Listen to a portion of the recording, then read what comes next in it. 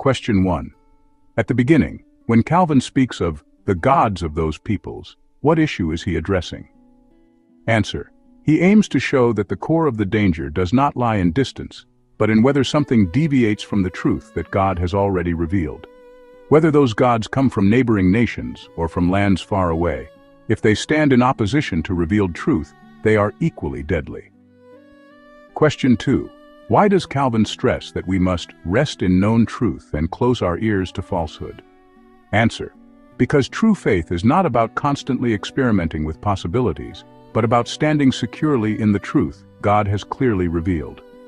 Once the ear remains open to error, truth no longer functions as the foundation and becomes merely one option among many.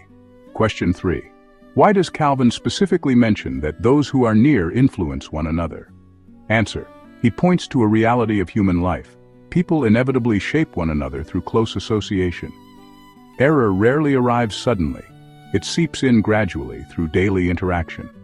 And because human nature is already inclined toward evil, corrupting influence usually spreads faster and more powerfully than godly influence. Question 4.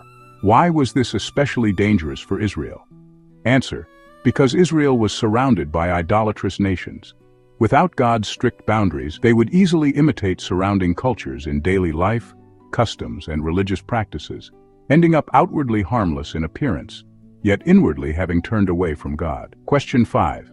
How does Calvin explain the term "around you" in the text? Answer.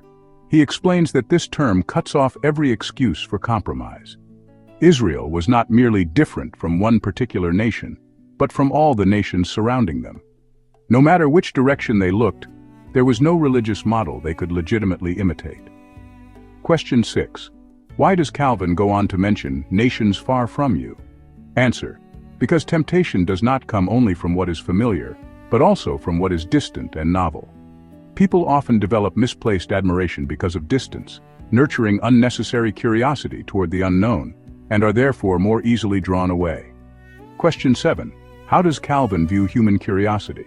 Answer. He treats it with great seriousness, warning that human curiosity is restless and dangerous. People will even cross seas and lands in pursuit of novelty, chasing things that in reality bring death. Newness itself is never proof of spiritual value. Question 8. What does this commentary ultimately exalt? Answer. Faith that is grounded in God's Word.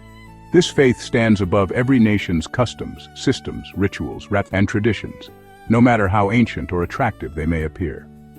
Question 9. What judgment does Calvin make concerning true spiritual progress? Answer. He states with great clarity that unless one hates everything that opposes true religion, genuine progress in religion is impossible. Neutrality, coexistence, or keeping options open are not virtues here, but acts of retreat. One-sentence summary. This section of Calvin's commentary teaches that true faith is not found in hearing more, seeing more, or trying more, but in standing firmly in the truth God has revealed and maintaining a clear and resolute rejection of everything that leads us away from Him.